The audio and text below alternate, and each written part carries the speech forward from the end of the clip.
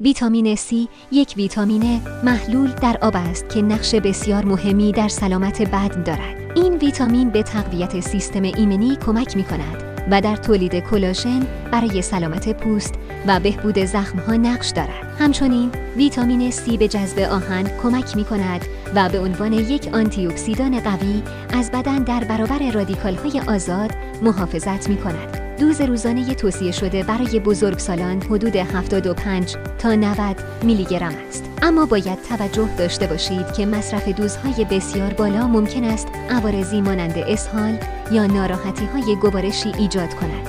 افرادی که به ویتامین C حساسیت دارند باید از مصرف آن خودداری کنند. منابع غذایی غنی از ویتامین C شامل مرکبات، فلفل دلمه، کیوی و سبزیجات برگدار هستند. امیدوارم این اطلاعات به شما کمک کند تا بیشتر با ویتامین C آشنا شوید.